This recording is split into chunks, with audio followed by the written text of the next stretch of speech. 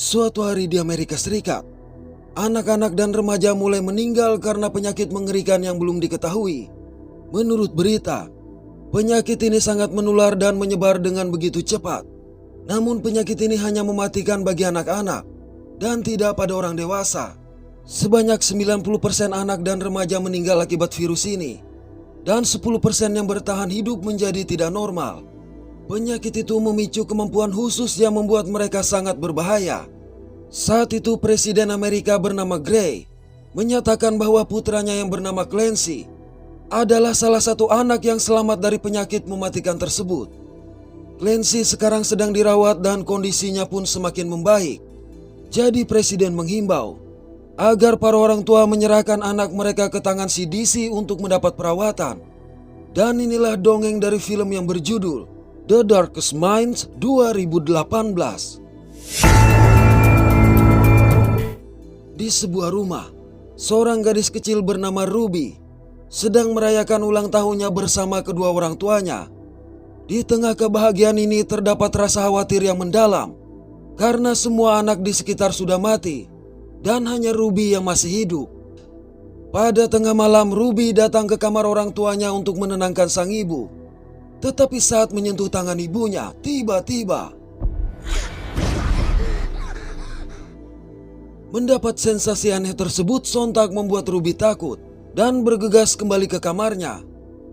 Keesokan pagi hal aneh pun terjadi, di mana ibunya tidak lagi mengenali Ruby sebagai anaknya. Sang ibu bahkan menghubungi pemerintah untuk menjemput Ruby ke kamp penyembuhan. Ruby akhirnya dibawa bersama anak-anak lainnya menggunakan bus. Begitu sampai di kamp, seorang remaja mencoba berontak, tapi langsung dihentikan oleh seorang tentara. Hal ini membuatnya marah dan langsung mempengaruhi prajurit tersebut untuk menghabisi diri sendiri. Oleh sebab itu, sejumlah tentara langsung bergerak cepat untuk melumpuhkannya. Anak-anak lain kemudian dibawa untuk diperiksa. Dokter yang memeriksa Ruby memberitahu bahwa anak-anak akan diberi warna atas kondisi masing-masing dan dikelompokkan berdasarkan warna itu. Kelompok pertama adalah hijau, yaitu anak-anak yang mengalami peningkatan kecerdasan. Kelompok kedua berwarna biru, yaitu anak-anak yang memiliki kemampuan telekinetik. Kelompok ketiga adalah emas, yaitu anak-anak yang memiliki kekuatan untuk memanipulasi listrik. 3 kelompok pertama dianggap cukup aman, jadi hanya perlu untuk dirawat. Sedangkan kelompok keempat dan kelima dianggap sangat berbahaya dan harus dieliminasi, walaupun sangat jarang ditemukan. Kelompok keempat adalah merah, yaitu anak-anak yang dapat mengendalikan api. Sementara kelompok kelima adalah orange, yaitu anak-anak yang dapat memanipulasi pikiran orang lain. Malangnya lagi saat diperiksa, ternyata Ruby teridentifikasi sebagai orange. Oleh karenanya sang dokter harus memberi Ruby suntikan mati. Beruntung Ruby sempat menyentuh tangan dokter itu dan berhasil mengendalikan pikirannya. Alhasil sang dokter pun mengubah data Ruby menjadi hijau. Di camp itu hanya terdapat 3 kelompok, yaitu hijau, biru, dan emas. Karena merah atau orange langsung dieliminasi begitu teridentifikasi, kecuali Ruby yang menjalani hidupnya di camp sebagai hijau. 6 tahun berlalu, mereka yang dulunya anak-anak sekarang telah remaja. Hari-hari dilalui dengan pekerjaan yang terus diawasi. Suatu hari seorang kapten memarahi Ruby karena melakukan kesalahan. Menurutnya, Ruby sudah sering melakukan kesalahan, sehingga menganggap dia terlalu bodoh untuk masuk dalam kelompok hijau. Namun seorang rekan mencoba membela Ruby dengan menghina sang kapten. Hal ini sontak membuat kemarahannya bertambah dan membawa gadis itu pergi untuk dihukum. Akibat insiden tersebut, tes frekuensi pun dilakukan terhadap anak-anak lain. Tes ini menggunakan suara yang sangat keras, tetapi frekuensinya hanya dapat didengar oleh anak-anak dan remaja. Dikarenakan tidak mampu menahan, Ruby akhirnya pingsan. Ia kemudian diperiksa oleh seorang dokter bernama Kate. Sebelum pergi, Kate meninggalkan catatan kepada Ruby. Ternyata petugas telah mengetahui bahwa Ruby adalah orange dan akan segera menghabisinya. Kate juga meninggalkan sebuah kunci dan meminta Ruby menemuinya di ruang boiler. Untuk itu dengan panik Ruby pergi ke ruang boiler. di mana Kate sudah menunggunya. Mereka bergegas memasuki mobil Kate. Tapi di gerbang, sang kapten menghentikan mereka dan bersikeras memeriksa Ruby yang mengenakan masker. Saat sang kapten menariknya, dengan cepat pula Ruby menyentuh lengan dan mengendalikan pikiran kapten tersebut, sehingga mereka diizinkan lewat. Dalam perjalanan, Kate menjelaskan bahwa dia adalah bagian dari Liga Anak. Mereka memiliki misi untuk menyelamatkan anak-anak dari camp dan melawan kebohongan pemerintah. Kate lantas memberinya liontin yang bisa diaktifkan sebagai pelacak jika berada dalam bahaya. Selang beberapa waktu mereka singgah di pom pengisian bahan bakar untuk menemui kekasih Kate bernama Rob yang juga dalam misi penyelamatan anak. Namun tatkala Ruby hampir terjatuh dan memegang tangan Rob, tiba-tiba dia mendapat penglihatan tentang Rob yang berlaku kasar pada seorang anak. Hal ini menyebabkan Ruby curiga pada keduanya. Ketika tengah berganti pakaian, tidak sengaja Ruby bertemu dengan seorang gadis kecil bernama Zhu yang tanpa diduga,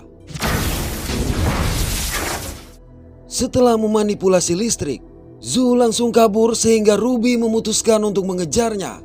Mengetahui Ruby sedang dikejar, akhirnya Zhu mengizinkannya masuk ke dalam mobil untuk bersembunyi. Sejurus kemudian dua orang rekan Zhu memasuki mobil, di mana pada waktu yang sama Kate dan Rob meneriaki Ruby. Oleh karenanya mereka segera kabur. Dalam perjalanan, kedua remaja bernama Liam dan Charles begitu terkejut menyadari Ruby ada di dalam mobil. Mengetahui Ruby yang baru saja keluar dari camp, maka Liam setuju untuk membawanya pergi. Sayang di tengah perjalanan tiba-tiba beruntung peluru yang dilepaskan oleh wanita bernama Lady Jane ini hanya mengenai kaca mobil. Lady Jane adalah seorang pemburu anak yang bekerja demi uang. Dalam pengejaran, secara mengejutkan Kate dan Rob datang untuk menyingkirkan Lady Jane.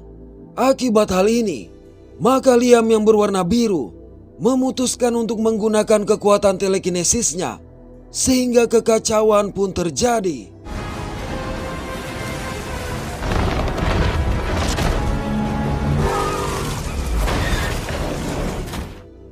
Setelah menggunakan kekuatan penuhnya, Liam akhirnya berhasil menghalau para pengejar mereka. Mereka lalu berhenti untuk beristirahat.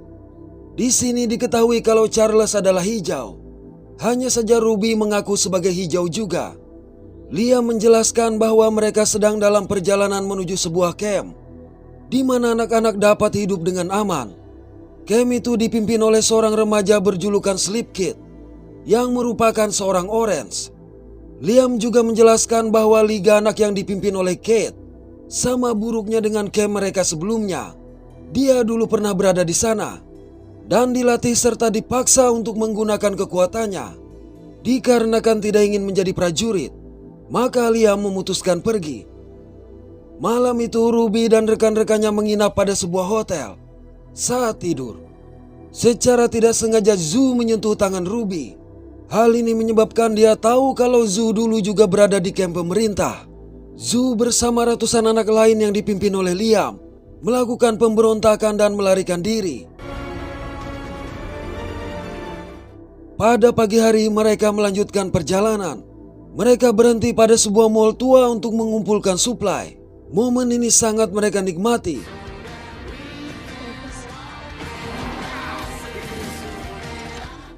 Hingga tiba-tiba, dalam posisi tidak siap, tubuh Ruby dan Liam diangkat dan dilempar oleh sekelompok orang tak dikenal. Tapi dengan kekuatan listriknya, Zhu berhasil menghentikan orang-orang tersebut. Rupanya mereka adalah sekelompok remaja yang memiliki kemampuan telekinesis dan harus waspada terhadap orang tak dikenal. Mereka lantas berbicara tentang kelompok yang dipimpin oleh Sleep Kid. Mereka sebenarnya tahu di mana kelompok itu berada, namun tidak bisa memberitahu lokasinya karena bersifat rahasia demi keamanan anak-anak. Hanya saja diam-diam Ruby menggunakan kekuatannya untuk membuat salah satu dari mereka secara tidak sadar memberikan petunjuk tentang lokasinya, yaitu huruf EDO. Di tengah malam Charles menunjukkan kepada Ruby bahwa dia telah mencoba mencari tahu arti dari EDO, tetapi tidak menemukan apa-apa. Mereka lalu membicarakan mengenai orang tua masing-masing, di mana Ruby menyebutkan kalau ayahnya adalah polisi.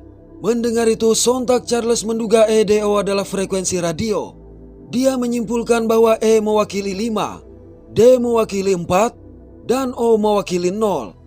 Dia kemudian memutar frekuensi radio ke angka 540. Pada frekuensi itu terdengarlah pesan yang menyatakan bahwa lokasi kelompok Sleep Kid ada di Danau Prince, Virginia. Keesokan hari, mereka mengantar Ruby ke rumahnya. Namun begitu sampai di depan pintu, Ruby mengurungkan niat untuk menemui kedua orang tuanya karena ia tahu dirinya telah terhapus dari ingatan mereka. Dalam kesendirian, Liam menemui Ruby. Liam mencoba menenangkannya karena tidak hanya dia yang kehilangan orang tua, tetapi mereka juga. Jadi mengajak Ruby kembali bergabung bersama mereka. Ketika hendak menuju ke mobil tanpa diduga, Hey, Liam. setelah menghajar Ruby, Lady Jane juga menggunakan frekuensi suara untuk melumpuhkan Liam. Tapi manakala Lady Jane menarik Ruby, dengan cepat dia menyentuh lengan Lady Jane dan memerintahkan dia berjalan ke hutan tanpa berhenti sampai mati. Menyaksikan kemampuan Orange yang Ruby miliki, tentu saja mereka menjadi kaget karena selama ini mengetahui Ruby adalah seorang hijau. Hal ini membuat Liam dan Charles berdebat untuk memilih membawa atau meninggalkan Ruby. Mendengar perdebatan mereka, Ruby segera meminta maaf karena telah berbohong dengan alasan tidak ingin mereka takut terhadapnya. Ruby mengungkapkan bahwa dia tidak benar-benar bisa mengendalikan kemampuannya, dan itu juga yang menyebabkannya secara tidak sengaja menghapus ingatan kedua orang tuanya akan dirinya. Namun demikian, rasa cinta antara Liam dan Ruby mulai tumbuh. Petualangan lalu mereka lanjutkan dengan berjalan kaki. Selang beberapa waktu mereka tiba di Danau Prince, Virginia, di mana anak-anak lain seperti mereka berkumpul dan terlihat sangat bahagia. Mereka kemudian diantar untuk bertemu dengan Sleep Kid, yang ternyata Clancy, anak sang presiden. Clancy menyambut mereka dengan hangat, terlebih mengetahui Liam adalah pahlawan yang membebaskan ratusan anak dari kamp pemerintah. Clancy bahkan mengenali Ruby yang merupakan Orange terakhir selain dirinya. Mereka selanjutnya diberi tugas, sementara Ruby ditugaskan untuk membantu Clancy. Clancy menunjukkan bahwa dia adalah orang pertama yang selamat dari penyakit mengerikan itu. Para ilmuwan menjadikannya sebagai kelinci percobaan untuk menemukan obat, tetapi gagal. Ayahnya sendiri tidak peduli akan keselamatannya dan berbohong kepada publik mengenai obat yang telah ditemukan. Itulah kenapa dia melarikan diri dari camp. Clancy kemudian menunjukkan Ruby cara menggunakan kekuatannya guna mengendalikan pikiran orang lain tanpa menyentuh mereka. Hari-hari berlalu, Ruby akhirnya berhasil. Ketika Clancy menyentuh tangan Ruby, ia pun mengetahui bahwa Ruby memiliki kemampuan untuk menghapus ingatan seseorang yang tidak ia miliki. Jadi meminta Ruby untuk mengajarkan hal itu. Untuk melakukannya, Clancy harus masuk ke dalam pikiran Ruby. Tapi ternyata itu hanya akal-akalan Clancy untuk melecehkan Ruby. Akibatnya Ruby menjadi marah dan langsung memukul Clancy serta beranjak pergi. Melihat Ruby yang berjalan di hutan sembari menangis, maka William memaksanya untuk memberitahu. Alhasil Ruby menyentuh wajah Liam, sehingga Liam mengetahui apa yang telah terjadi. Awalnya Liam berniat membuat perhitungan dengan Clancy, namun Ruby menyarankan agar mereka lebih baik pergi dari tempat itu. Oleh karenanya, pada malam hari Liam dan Ruby mengajak Charles dan Zoo pergi. Malang mereka disergap oleh pasukan pemerintah. Liam mencoba melawan tapi tiba-tiba dia pingsan. Rupanya Clancy lah yang membuatnya pingsan. Terungkap bahwa selama ini Clancy adalah dalang di balik semua penangkapan anak-anak. Clancy telah memanipulasi pikiran para tentara dan ayahnya guna mengambil alih pemerintahan menggunakan kekuasaan presiden. Ia bertujuan untuk menciptakan pasukan anak-anak dengan kekuatan super, sehingga dapat menghukum orang-orang yang menyakiti mereka. Mendengar itu, Ruby menggunakan kekuatannya untuk membuat sang kapten yang menghajar Liam menghabisi diri sendiri dan memerintahkan Zoo mengendalikan listrik sehingga mereka dapat melarikan diri. Malang, pasukan pemerintah menerjunkan kelompok merah, sehingga kekacauan pun terjadi. Di tengah kekacauan, dengan cepat Liam maju melindungi mereka. Tapi tiba-tiba Clancy datang di tengah pertempuran dan memanipulasi pikiran sebagian anak di sana. Oleh karenanya, Ruby meminta rekan-rekannya menyelamatkan anak-anak yang lain, sedangkan dia akan mencoba menghadapi Clancy. Dari situ, pertarungan antara kedua pengendali pikiran ini pun tak dapat dihindari.